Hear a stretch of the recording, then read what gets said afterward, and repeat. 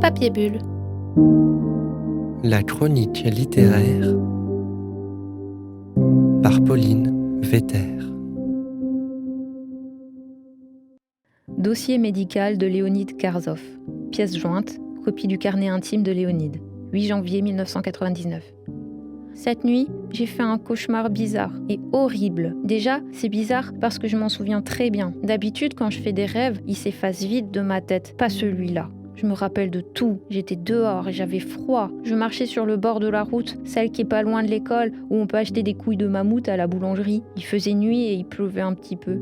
Puis j'ai vu un monsieur couché par terre. Il était dans un gros tas de couvertures. Il y en avait même une qui était toute dorée et argentée, comme du papier alu. Maman m'avait dit que les gens qui vivent dehors, comme lui, ce sont des SDF. Papa, il dit que c'est des clodos. Je sais pas lequel des deux a raison. En tout cas, je peux dire qu'il était rond comme une barrique. Quand il m'a vu, il s'est mis assis. Il avait un nez violet, avec plein de croûtes et de trous. Et il a commencé à rigoler de plus en plus fort. J'avais la trouille. C'est devenu horrible quand, d'un coup, le monsieur, il s'est mis à vomir en même temps qu'il rigolait. C'était brun, avec des bulles et de la mousse. Il rigolait et le vomi sortait de sa bouche et de son nez. Et quand il reprenait son souffle, il s'étouffait. Et ça le faisait encore plus rire. Ça s'arrêtait plus. Et le vomi commençait à faire une flaque par terre. La flaque, elle s'est approchée de moi. J'ai voulu reculer, mais je ne pouvais pas bouger. J'ai remarqué que j'avais les pieds nus quand le vomi les a engloutis. Alors j'ai hurlé.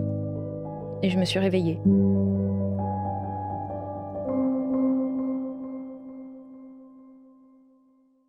Dans cette seconde partie d'émission de Papier Bulle, je retrouve l'écrivaine Perrine Chalère que j'ai reçue la semaine dernière pour parler de son rapport à l'écriture et qui va aujourd'hui nous partager en détail le cheminement de son roman Alter Ego. Alors Alter Ego, c'est un roman à suspense paru en avril dernier aux éditions du Hamster et c'est lors d'un atelier d'écriture organisé par cette maison d'édition que Perrine Chalère commence à travailler sur ce projet. Dans cette histoire, on est brinque-ballé entre Sylvain et Léo, deux jeunes hommes qui ne se connaissent pas mais qui ont la sensation de se connaître et qui se parlent par écho dans leur quotidien respectif et par lacunes dans leur mémoire.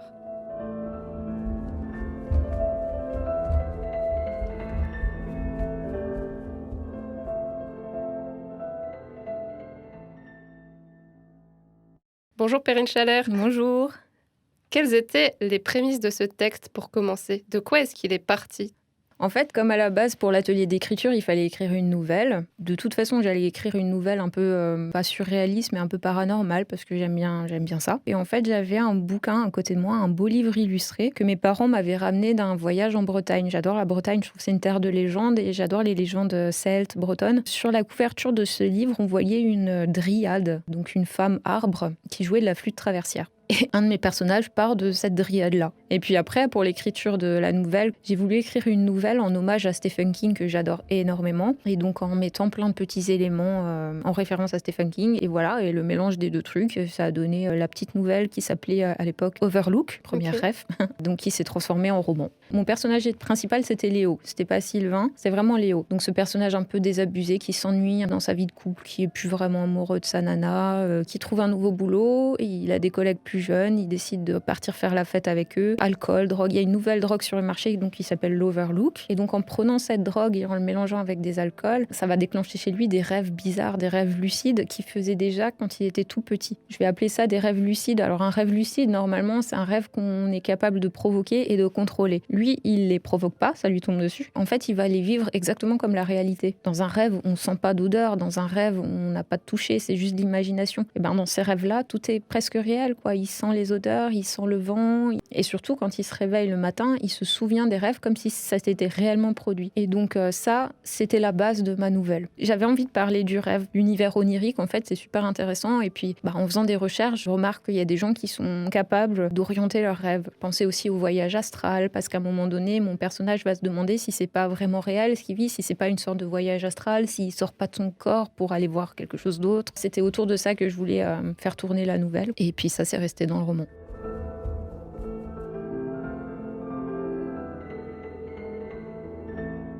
par contre, du coup, j'ai introduit tout un autre personnage pour parler de son histoire et ce personnage va être attaché à Léo à un moment donné. Et j'avais même écrit 3 parties au début, mais la 3e partie était trop lourde et absolument inutile en fait. Une 3e partie qui fait comme une conclusion de l'histoire, mais comme à la fin de la 2e partie, on comprend la boucle est bouclée et c'était pas nécessaire que je débriefe encore sur la boucle qui vient d'être bouclée, plutôt que de faire une 3e partie. Enfin, j'avais quand même écrit une bonne 3e partie. Vous l'avez effacé ? Je l'ai complètement effacé. Si, il y a quand même un autre personnage qui rentrait en jeu, il y avait un inspecteur parce qu'il y avait une enquête de police, un personnage assez travaillé où je parlais un petit peu de son passé, tout ça. Mais ça amenait rien. Ça amenait rien, donc j'en ai fait un simple épilogue où le personnage, mon petit enquêteur, a disparu. Pauvre homme. Pauvre homme.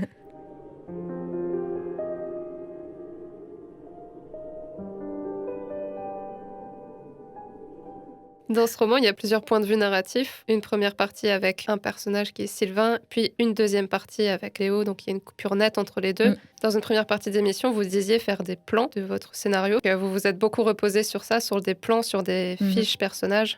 Les fiches personnages étaient très importantes pour moi. Il fallait vraiment créer mes personnages de A à Z comme s'ils étaient réels. Qu'est-ce qu'ils aiment écouter comme musique, comment ils aiment s'habiller, quelle est leur phrase fétiche, plein de choses que je ne vais pas du tout utiliser dans le roman, mais qui vont donner de la substance aux personnages. Et pour ce qui est du plan narratif, en fait, j'avais déjà tous mes détails. Comme vous avez dit, en fait, il y a vraiment 2 parties distinctes avec une scission nette entre les deux. Au début, je pensais peut-être faire un chapitre sur 2. Un chapitre Sylvain, un chapitre Léo, un chapitre Sylvain. Mais j'avais peur, en fait, de perdre un petit peu du lectorat parce que je sais qu'il y a beaucoup de gens qui n'aiment pas ça, qui, quand c'est pas linéaire, en fait, ils se perdent. Alors je me suis dit, je vais faire 2 parties totalement différentes. Et dans ma première partie, j'ouvre des tiroirs. Et dans la deuxième partie, je commence à fermer les tiroirs tout doucement et à la fin, je claque les tiroirs d'un coup, quoi. Tout est fermé et la boucle se boucle. Pour être vraiment cohérente dans mon intrigue, j'ai écrit d'abord la deuxième partie avant d'écrire la première pour que vraiment je sache exactement ce qu'il faut que j'ouvre comme tiroir. Vous avez écrit la fin avant le début ? Voilà, c'est ça. J'ai écrit ma deuxième partie, j'ai écrit la fin de l'intrigue et ensuite j'ai travaillé la première partie. Je l'ai écrit dans le sens inverse pour pas perdre le fil, pour justement avoir le contrôle en fait de mes personnages. Parce que l'erreur que j'aurais pu faire, c'est commencer par écrire ma première partie, ouvrir des tiroirs et ensuite oublier de les fermer dans la deuxième. Le fait d'avoir vraiment ma deuxième partie d'abord, j'ai déjà toute l'intrigue qui est terminée et j'ai plus qu'à l'instaurer dans la première partie en fait. Peut-être qu'un lecteur va pas forcément se rendre compte que c'est crédible ou pas crédible, mais des fois construire un truc, ça demande tellement de préparation pour donner un aspect linéaire à la chose et que ça soit crédible. Et j'avais des incohérences dans mon roman. Une des plus grosses incohérences que j'ai dû retravailler, c'est notamment mon premier personnage, Sylvain, il est en fauteuil roulant. Je situe l'action sur Paris et je lui fais prendre le métro. Bam.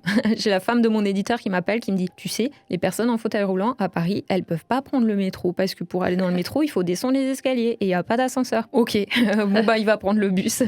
Et donc j'ai dû retravailler 2-3 passages comme ça. J'ai quelques proches qui sont en fauteuil roulant, mais j'ai pas pu le voir au quotidien, donc j'ai pas pu toujours voir les difficultés. Et il y en a énormément, des difficultés pour une personne en fauteuil roulant de se déplacer. Vous avez même écrit, Sylvain se dit souvent que ce n'est pas son accident qui l'a rendu handicapé, mais le manque d'infrastructures. Ah oui, c'est ça. Je pense que les personnes en fauteuil roulant, en fait, se privent de beaucoup de choses parce qu'ils n'ont pas accès. Je travaillais à un moment sur Grenoble, on avait un magasin, l'accès c'était par des marches. Et on avait un client régulier qui devait attendre en bas des marches, qui n'est jamais rentré dans le magasin et qui devait attendre qu'on aille lui chercher un livre et il payait sur le pas de la porte, quoi. Les personnes en fauteuil roulant, ils ont un handicap, mais ils ont un handicap physique, mais le plus gros de leur handicap, c'est le manque d'infrastructures dans le quotidien, quoi.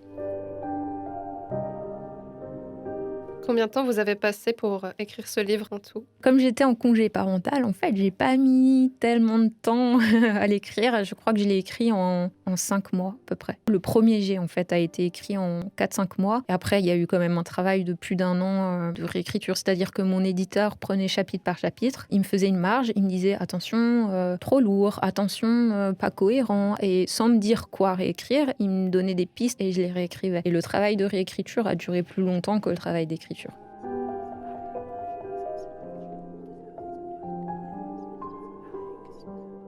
Est-ce qu'il y a une part de fait réel dans ce qui vous a inspiré cette histoire ? Au début, je pensais pas forcément être édité, donc c'est vrai que je me suis un peu fait plaisir sur des anecdotes un peu bizarres. On a ce personnage de Sylvain qui est assez terrorisé par tout le paranormal. C'est un peu moi en fait. Moi aussi, j'adore le paranormal, mais ça me fiche la trouille, quoi. J'ai peur de ça. Notamment, je raconte à travers lui que quand il avait 12 ans, il a vu l'exorciste et que ça l'avait tellement traumatisé qu'il a dû dormir avec son petit frère. C'est moi. À 12 ans, j'ai vu l'exorciste, j'ai eu tellement peur que j'ai dû dû dormir avec ma petite sœur. Des petites anecdotes qui vont ponctuer le roman sont souvent un peu autobiographiques.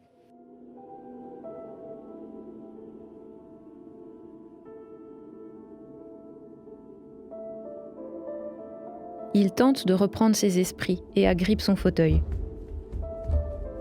Il ne peut pas rester là, c'est la seule idée cohérente qui tourne en boucle dans son crâne. Alors qu'il s'apprête à franchir le seuil, il entend un bip familier, celui de son ordinateur qui s'allume. Il se retourne par réflexe. Son regard est happé par le mouvement du curseur sur l'écran. Le souvenir d'une panne informatique survenue quelques années plus tôt lui revient en tête. Un technicien du service que son père paye une fortune avait pris le contrôle à distance du PC familial. Pendant une fraction de seconde, il se raccroche à cette idée, cherchant une explication rationnelle au déplacement du curseur. Puis admet à contre-cœur qu'il s'agit encore une fois d'une diablerie. La petite flèche se dirige vers l'icône de traitement de texte, assez laborieusement, comme si ce geste demandait une énergie folle.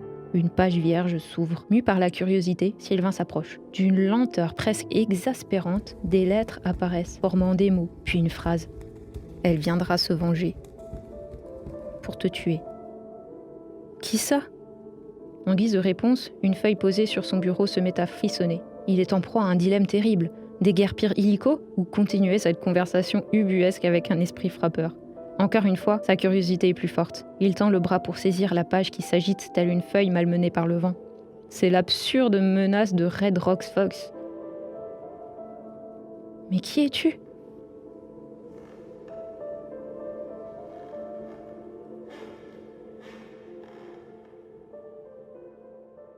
Vous avez fait beaucoup de recherches pour écrire cette histoire ?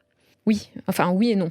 Sur par exemple les phénomènes paranormaux, j'ai dû beaucoup faire de recherches là-dessus, sur le spiritisme, sur les expériences de mort imminente, les rêves extralucides, sur les voyages astraux. Tous ces petits sujets sont à un moment donné évoqués dans le bouquin. Alors, j'arrivais à me faire bien peur. Mais oui, il y a un gros travail de recherche, on ne dirait pas, mais pour avoir une certaine cohérence, et je trouve ça super important qu'un roman soit cohérent, il fallait faire des recherches pour tout et n'importe quoi. Sur le handicap, sur est-ce qu'une personne qui a été touchée à la moelle épinière peut un jour remarcher ? Est-ce que c'est possible ? Il fait beaucoup de kiné. Est-ce que c'est vrai qu'on fait beaucoup de kiné ?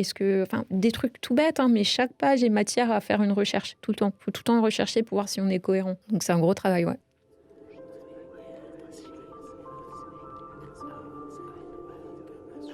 Vous m'avez dit qu'il y avait eu un changement dans le titre ? Oui.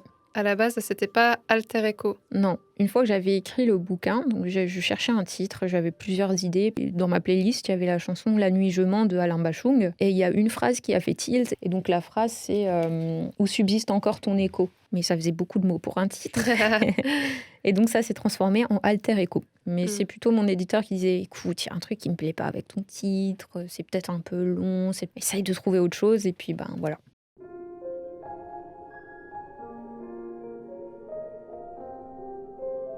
Au sujet de la narration, il y a aussi des passages qui sont des passages de journaux intimes ou des flashbacks dans l'enfance des personnages. Comment vous avez abordé ces petits passages qui se démarquent ? C'est toujours dans cette idée de créer des personnages profonds. Et donc, pour créer une profondeur aux personnages, je trouvais qu'il était important de leur donner un passé. Sylvain, mon premier personnage, lui, il vient d'une société un peu bourgeoise, d'une famille bourgeoise, qui, en apparence, a toutes les qualités, quoi. C'est vraiment la famille parfaite et tout ça. Sauf que non, c'est pas une famille parfaite. Il a subi une forme de maltraitance, en fait, quand il était jeune. Et je trouvais que c'était peut-être important de parler de ça aussi. C'était pas une maltraitance physique, c'était plutôt une maltraitance mentale. Je pense que tout le monde, chez chaque personne, il y a quelque chose de lourd, un petit peu, dans chaque famille, dans chaque passé. Une personne n'est pas noire ou blanche, en fait, elle est faite d'une palette de couleurs et ça fait partie de sa personnalité, ça fait partie de son passé et c'est important. Le personnage de Léon, on sent qu'il traîne des poids. Oui. Vous dites, lorsqu'on est habitué au malheur, on se remet plus facilement. Donc ces traumatismes, finalement, ils sont significatifs pour vos personnages. En effet, mon personnage de Léo, il est un petit peu désabusé. Parce que voilà, il est un peu traîne la patte, il est un peu pantouflard. Mais en plus, c'est vrai qu'il a vécu des choses un petit peu lourdes qui fait que voilà, il s'en fout en fait. Ça l'atteint plus, ou en apparence, ça a plus l'air de l'atteindre parce qu'il a passé un degré de truc où voilà, il s'en bat les steaks. Voilà, j'ai vraiment cherché à faire deux personnalités différentes. D'ailleurs, ça se voit un petit peu dans la couverture du roman, c'est que mon personnage de Sylvain est plus coloré, plus positif. Il lui arrivait aussi des choses, le pauvre, mais il est hyper optimiste. Il se bat, c'est un rigolard, il est est très sociable. Et de l'autre côté, on a ce Léo qui est plus taciturne, qui est plus asocial, il passe sa vie sur ses ordinateurs, puis il a un passé qui fait que voilà, maintenant c'est bon. J'ai essayé, en plus, dans la façon dont c'est écrit, j'ai essayé vraiment de faire une distinction entre les deux personnages. C'est-à-dire que mon premier personnage, qui vient d'une société un peu bourgeoise et qui est très positif, l'écriture va être un poil plus soutenue que mon personnage de Léo, qui lui, voilà, j'ai dit balai steak avant, mais dans le roman, j'aurais écrit autre chose, quoi. L'écriture est pas la même alors. J'ai essayé de faire un effort d'écriture différente sur les deux personnages. Un premier personnage plus lisse, on va dire, et un deuxième personnage presque plus vulgaire. Hein. Je sais que chez certaines personnes, ça va peut-être pas passer, mais voilà, j'appelle un chien, quoi. Léo, surtout, appelle un chien, un chien.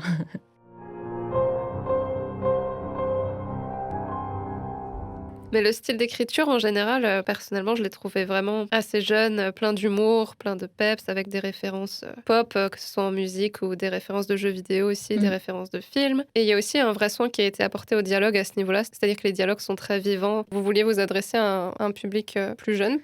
Peut-être. Pas forcément, mais peut-être quand même un peu. Parce que c'est vrai que mes personnages sont jeunes eux-mêmes. Et les personnes qui sont jeunes dans l'heure actuelle, elles vivent avec les réseaux sociaux, avec les jeux vidéo, la nouvelle technologie. En écrivant, je mettais beaucoup de textes de bas de page en dessous en disant Facebook, qu'est-ce que c'est? Petit astérisque, Facebook est un réseau social. Et là, mon éditeur, il a dit oui, bon, enfin, les prends pas non plus pour des bebeux. Ils savent ce que c'est Facebook. Et les dialogues, pareil, je suis assez douée pour faire des dialogues. C'est Serge Weber qui m'a dit ça, mon éditeur. Il m'a dit que je devais faire presque plus de dialogues parce qu'ils étaient clean. Et c'est vrai que moi, quand je travaille un dialogue, j'essaye de retranscrire qu'on dit vraiment. Des fois, je zappe un peu de négation, mais parce que qui utilise la négation dans les phrases négatives à haute voix? Enfin, on ne dit pas je ne sais pas où je vais, on dit je sais pas où je vais, quoi. Donc, du coup, j'écris je sais pas où je vais. Via un dialogue, on arrive à décrire une personnalité. Justement, dans ma première partie, Justine, elle est très taquine. Et j'ai pas besoin de dire qu'elle est taquine. Il suffit que je la fasse parler et on s'en rend compte. Elle est tout le temps en train de le vanner, elle est tout le temps en train de lui chercher des noises, et j'ai pas besoin de décrire tout ça si je fais un dialogue, parce que le dialogue va l'expliquer tout seul. Ma Justine va pas parler de la même manière que mon Léo ou que mon personnage qui s'appelle Parfait. En plus, il zozote, donc lui, c'est facile. Quand il parle, il y a des aides partout. Au moins, ça rend la lecture vivante.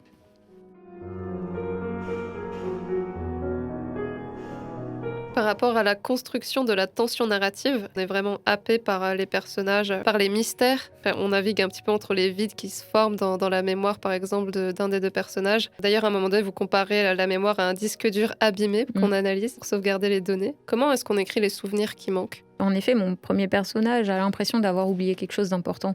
J'ai essayé de lui faire comprendre qu'il a oublié quelque chose, notamment grâce à l'inconscient du personnage. Comme il a eu un accident, qu'il était dans le coma, souvent, en fait, quand les personnes sont dans le coma, des fois, il y a des pans de mémoire qui sont un petit peu abîmés. Et lui, il va en être persuadé. Ses médecins lui disent non, ta mémoire va bien, pas de souci. Mais il va être sûr et certain que quelque chose manque. Pour mettre en place ça, j'ai mis des petits indices, quoi. Les demi-sommeils, les phases de réveil, quand il se lève et que ça apparaît, puis ça disparaît. Puis les menaces qu'il va recevoir au fur et à mesure. C'est aussi le lien entre les deux personnages, le sommeil. Oui. Ça vous intrigue beaucoup ? Il y a beaucoup de romans que j'ai lus sur le sommeil, qui est du Bernard Werber ou des choses comme ça, où ils abordent souvent la notion de sommeil. C'est à ce moment-là, c'est dans le rêve qu'on va vivre pleinement les choses, mais sans barrière. Petite phrase bateau que je mets souvent dans les séances de dédicace, mais je dis « le rêve ». Est une pièce de théâtre mise en scène par le cœur. C'est-à-dire que quand on rêve, en fait, il n'y a plus de filtre, il n'y a plus le cerveau qui va dire, qui va mettre les limites aux choses, et on va vivre pleinement tout ce qu'on a sur le cœur. Le sommeil et le rêve, c'était une matière très malléable à mettre en scène dans un roman. J'ai l'impression que c'est comme une dimension parallèle qu'on peut vivre la nuit en dehors de la réalité, et puis essayer de lui donner peut-être une réalité, en fait. C'est pas parce qu'on le rêve que c'est pas la réalité, ou ça m'intrigue, en fait, le sommeil.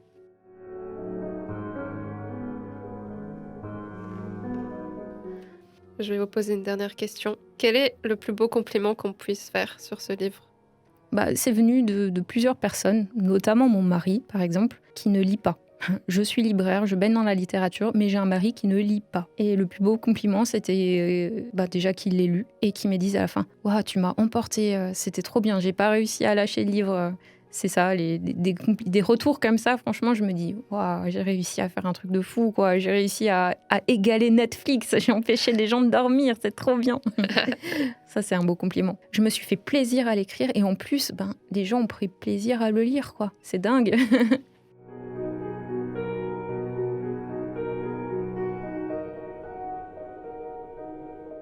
Merci beaucoup, Perrine Schaller. Merci beaucoup. Merci aux auditeurs. Merci de m'avoir un petit peu écouté. Je suis présente sur les réseaux sociaux, sur Facebook, sur Insta. Si jamais vous vous procurez le livre et que vous avez des retours à faire, n'hésitez pas parce que toute critique est productive et j'ai hâte que vous me donniez des retours. Alter Echo est disponible donc sur le site des éditions du Hamster et chez votre libraire habituel, évidemment.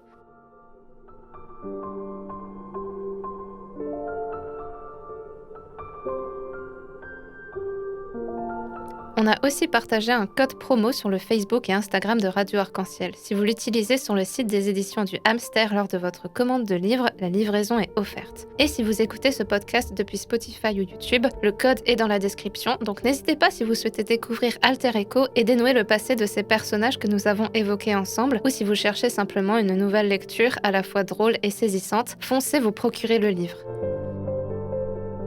La semaine prochaine, je recevrai Solène Garnier, une jeune autrice figurant au sommaire du recueil de nouvelles du prix du jeune écrivain paru cette année. Elle nous présentera son parcours, ses secrets d'écriture, ses écrivains de cœur et son expérience de l'édition à travers la publication de ce recueil prestigieux qui met en avant les jeunes auteurs francophones de demain. Je vous donne donc rendez-vous au prochain épisode.